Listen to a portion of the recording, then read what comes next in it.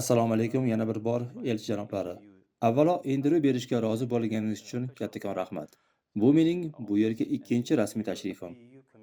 Avvalgi suhbatimizda biz asosan suv masalalariga e'tibor qaratgan edik. Bugungi suhbatimiz esa mas'uliyat mavzusiga bag'ishlanadi. Mas'uliyat keng ma'noda jamiyat, hukumat va biznesning ekologiya hamda atrof-muhit oldidagi burchi haqida.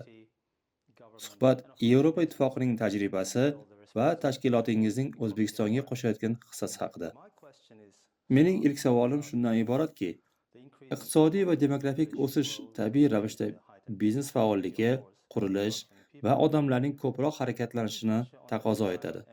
Bu esa atrof muhitga bosim va iqlim o'zgarishi xavflarining ortishini anglatadi.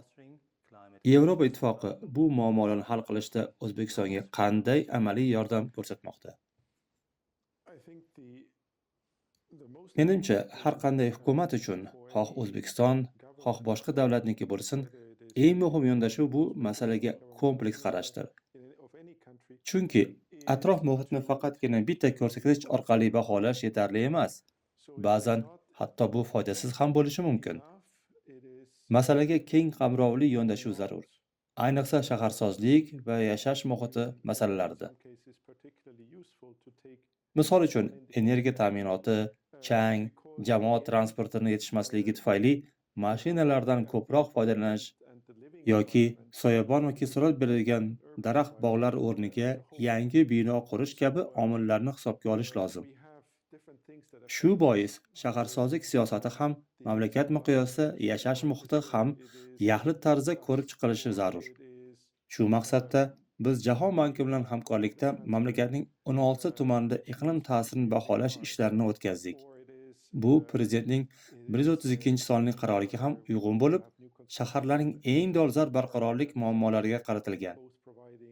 Bundan tashqari, biz Buxoro, G'uzor, Namangan va Urganch kabi shaharlar uchun iqlim bo'yicha harakat rejalarini ishlab chiqishda ko'maklashdik.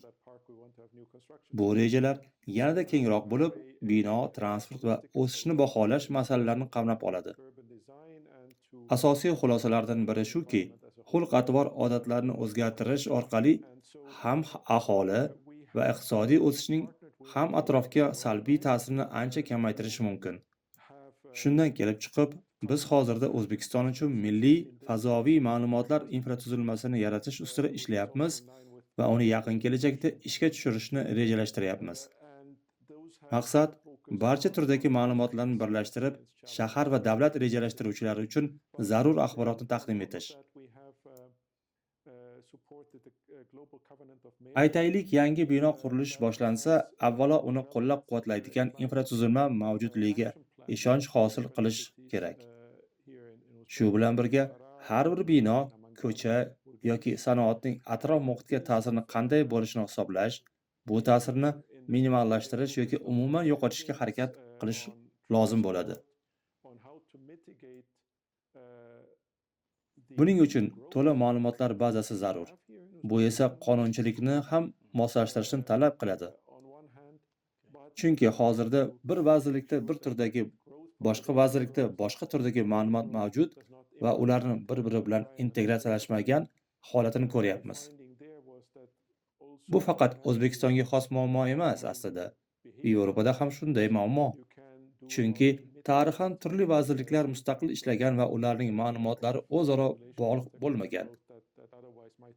Bularni birlashtirish juda muhim vazifa hisoblanadi. Bu rejalashtiruvchiga eng to'g'ri qarorlar qabul qilish imkonini beradi. Bilxossa. Yana bir jihatni alohida ta'kidlamoqchiman. Biz Fransiya taraqqiyot agentligi bilan hamkorlikda yashil iqtisodiyotni texnik qo'llab-quvvatlash dasturi ustida ishlayapmiz. Bu tashabbus iqtisodiy siyosatning yashil iqtisodiyot maqsadlariga mos kelishini ta'minlashga qaratilgan.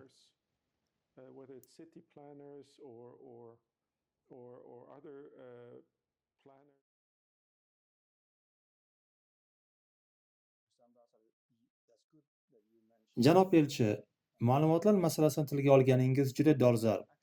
Aslida zarur ma'lumotlarga ega bo'lish har qanday jamiyat uchun hayotiy ahamiyatga ega.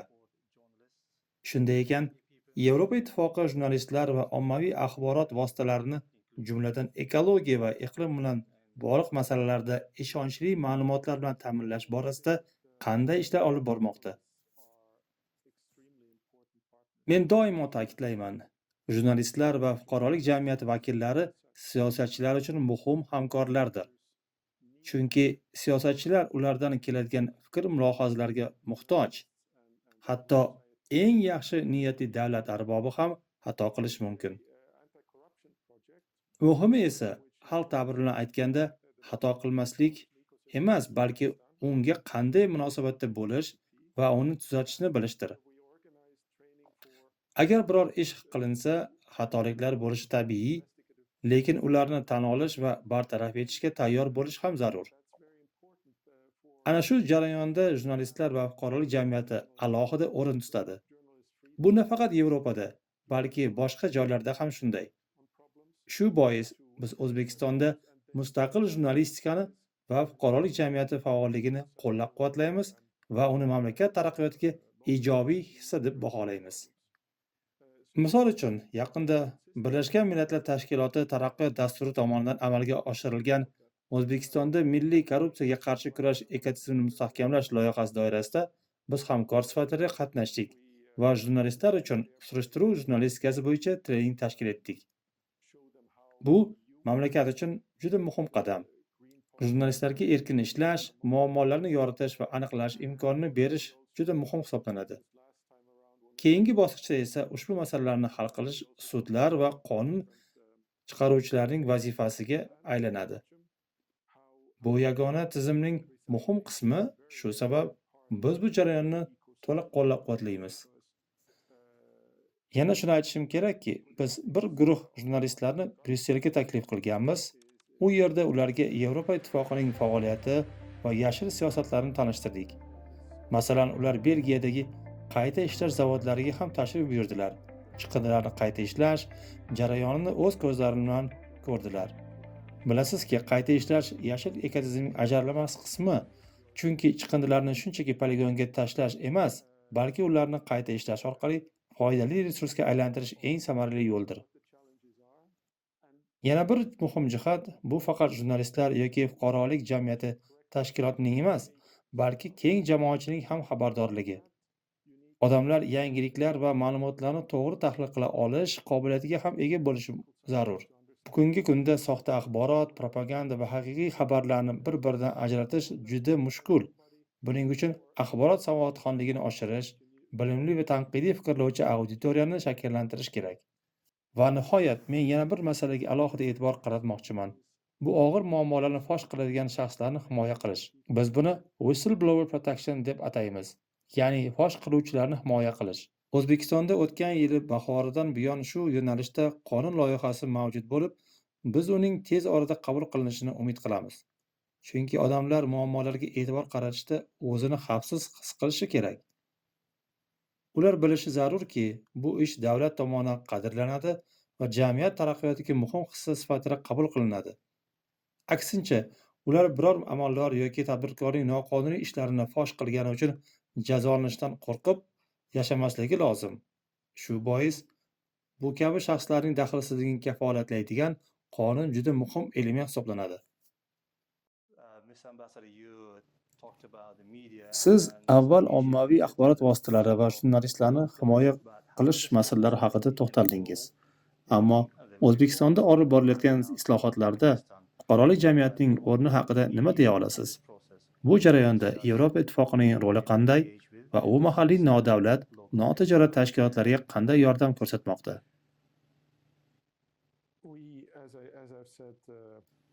Avval ham aytib o'tganimdek, fuqarolik jamiyat tashkilotlari siyosatchi va qaror qabul qiluvchi shaxslar uchun muhim hamkor hisoblanadi.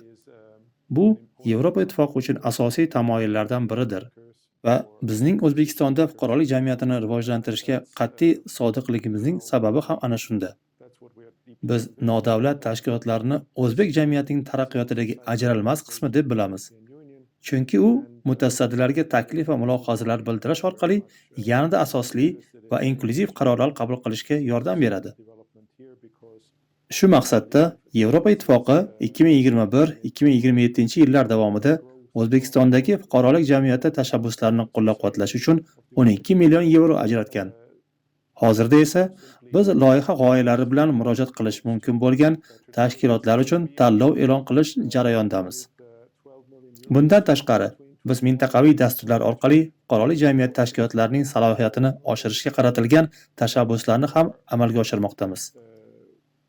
Bu yo'nalish bizningcha mamlakat taraqqiyotiga haqiqiy hissa qo'shishimiz mumkin bo'lgan eng muhim sohalardan biridir. Moliyaviy texnik yordamdan tashqari, biz aloqalarni o'rnatish hamda tajriba almashuvini ham yo'lga qo'ymoqdamiz. O'zbekistondagi fuqarolik jamiyati tashkilotlarini Yevropadagi hamkorlari bilan bog'lab, ularga Yevropada nodavlat tashkilotlar qanday faoliyat olib borayotgani, tajriba orttirib, keyinchalik uni O'zbekiston sharoitiga moslashtirish imkoni beradigan yo'llarni taklif qilmoqdamiz. Va nihoyat, biz hukumat va tegishli idoralar bilan hamkorlikda fuqarolik jamiyat tashkilotlari hamda mustaqil jurnalistlar dushman emas, balki muhim hamkor ekanligini ta'kidlashga harakat qilamiz. Ular shunday maqomda tan olinishi, qo'llab-quvvatlanishi va rag'batlantirilishi kerak. Zero oxir-oqibat aynan mana shu tashkilotlarning konstruktiv fikrlari va tajribasi tufayli yanada samarali qarorlar qabul qilinadi.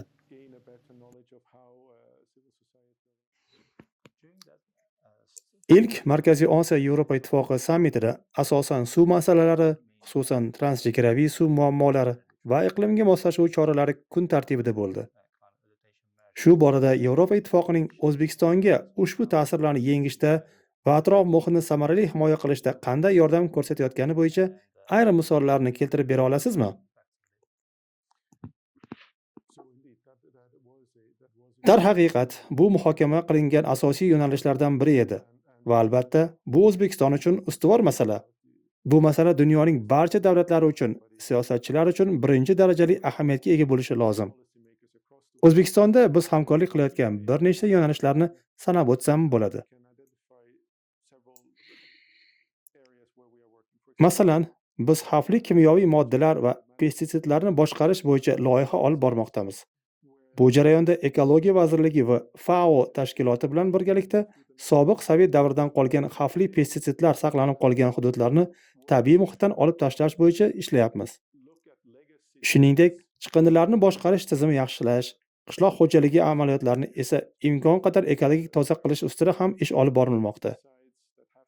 Sababi, ko'plab kimyoviy o'g'itlar tuproqqa singishi oxir-oqibat bu yer uchun foydadan ko'ra zararli bo'lib chiqadi. Ushbu tashabbuslarning yakuniy maqsadi sog'liq uchun xavf tug'diradigan toksik qoldiqlarni bartaraf etish hamda O'zbekistonni kimyoviy moddalar va chiqindilar bo'yicha xalqaro konvensiyalarga yaqinlashtirishdir.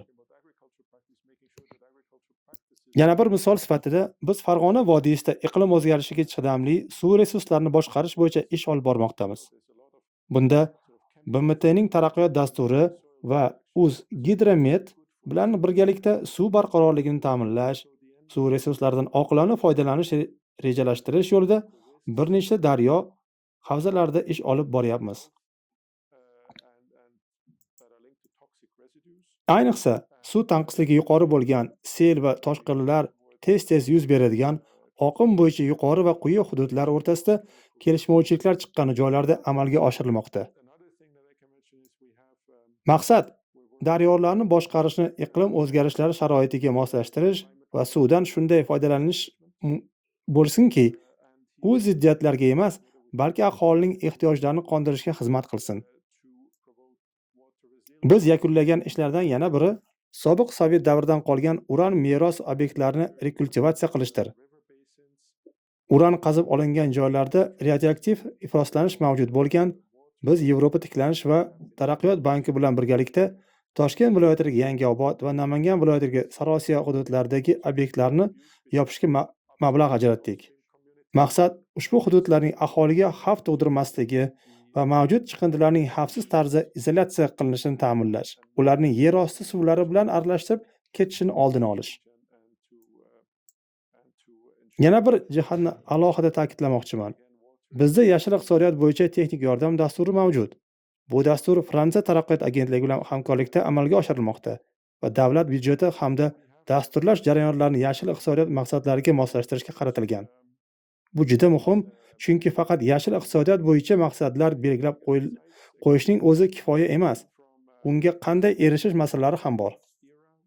Misol uchun, aholining suv va qazib olinadigan yoqilg'i turlaridan kamroq foydalanishini rag'batlantirish zarur. Lekin bu ularning hayot sifatiga salbiy ta'sir qilmasligi kerak. Bu oson masala emas, albatta. Aytaylik, benzin narxini oshishi orqali odamlarni avtomobildan kamroq foydalanishga undashi mumkin. Ammo agar bu bir tadbirkor ayol kishining o'z mahsulotlarini bozorga olib chiqishiga qodir bo'lmasligi olib kelsa, bu yechim hisoblanmaydi.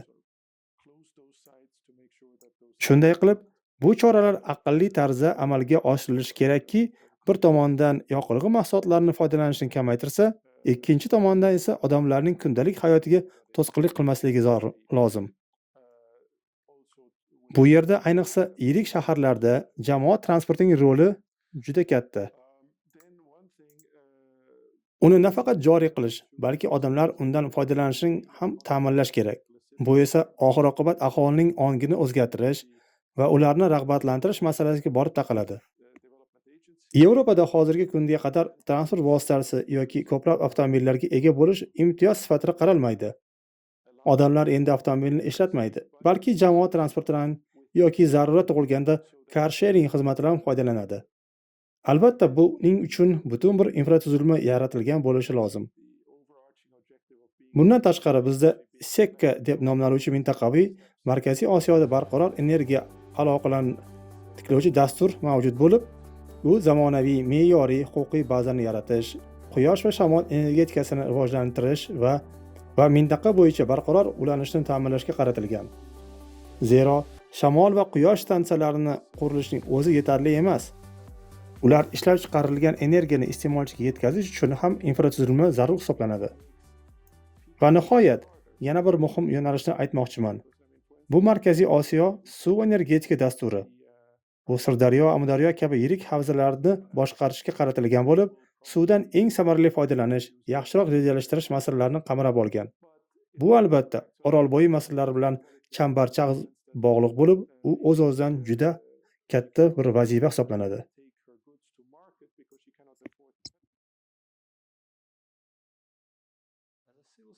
Fuqarolik jamiyati vakili sifatida men xalqaro qonunlar va konvensiyalar haqida bir necha fikr bildirmoqchiman. Jumladan, yaqinda O'zbekiston tomonidan ratifikatsiya qilingan Orhus konvensiyasi hamda Yevropa ittifoqi talab qiladigan boshqa hujjatlar. Masalan, GSP+ dasturi, ki u barcha 27 a'zo davlat uchun majburiy hisoblanadi. Savol shundaki, O'zbekiston bu yo'nalishlarda qanday foyda olmoqda?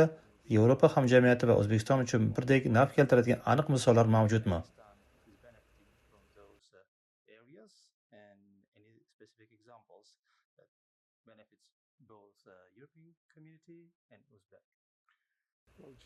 GSP+ dunyoda juda oz sonli davlatlargina foydalana oladigan tashabbusdir.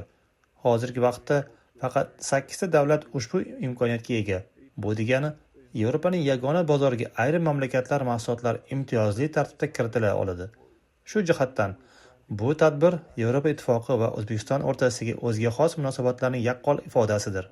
Chunki davlatingiz shunday imkoniyatga ega bo'lgan kam sonli mamlakatlardan biridir. Natijada katta hajmdagi o'zbek mahsulotlari Yevropa bozoriga bojsiz kirish imkoniyatiga ega bo'ldi. Bu esa o'z navbatida O'zbekistondan Yevropaga eksport qilish hajmini oshirdi, o'zbek ishlab chiqaruvchilar uchun yangi imkoniyatlarni yaratib berdi, o'zbek mahsulotlarining to'qimachilik, qishloq xo'jaligi va sanoat kabi muhim tarmoqlarda raqobatbardorligini oshirishga imkoniyat yaratdi. Shu bilan birga, mamlakatning eksport portfeli ham diversifikatsiya qilindi. Demak, GSP+ O'zbekiston iqtisodiyotini qo'llab-quvvatlaydigan muhim vositaga aylandi deya olaman. Xalqaro konvensiyalar haqida gapiradigan bo'lsak, inson huquqlariga oid ekologik va boshqa sohalardagi hujjatlar mamlakat taraqqiyotining eng muhim tarkibiy qismlaridan biri sifatida baholanadi. Bu yerda faqat ularga qo'shilish emas, balki ularni samarali va to'g'ri amalga oshirish orqali jamiyat uchun, bu holda O'zbekiston hamjamiyati uchun aniq foyda keltirish juda muhim hisoblanadi. Aytishim kerakki, Yevropa ittifoqi tanlab olgan ushbu konvensiyalar shunchaki tasodifiy emas, balki jamiyatning barqaror rivojlanishi uchun asosiy poydevor hisoblanadi. Aytishim kerakki, Agar Yevropa Ittifoqi GSP+ orqali o'z bozoriga kirish imkoniyatini berayotgan bo'lsa, mamlakat ushbu konvensiyalarni nafaqat qabul qilishi, balki amalda joriy etish majburiyatlarini ham olishi kerak. Shu bois qat'iy monitoring tizimini joriy etilgan bo'lib, ushbu majburiyatlarning qay darajada bajarilayotganini kuzatib borish imkoni bor. Bu masala yuzasidan o'zbek hamkorlari bilan turli missiyalar va muzokaralar ham o'tkazilib turilmoqda. Hozirgi GSP+ sikli 2026-yilning oxiriga kelib yakunlanadi. Shundan so'ng davlatlar sxemada ishtirok etish uchun yangi ariza taqdim etishi kerak bo'ladi. Shu munosabat bilan shu vaqtga qadar O'zbekiston tomonidan nafaqat qonunchilikka moslashish, balki ushbu konvensiyalarning samarali amalga oshirilishi bo'yicha ham sezilarli yutuqlar namoyon etishi juda muhim hisoblanadi. Bu kelishuvning asosiy qismlaridan biri bo'lib, biz qat'iy ishonamizki, O'zbekiston barqaror taraqqiyot uchun ham muhim omil bo'lib xizmat qila olishi mumkin.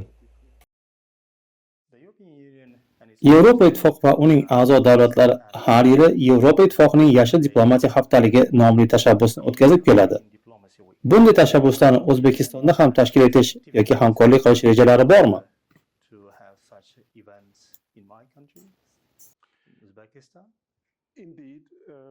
Ha, biz bu yo'nalishda bir necha yillardan beri ishlab kelmoqdamiz.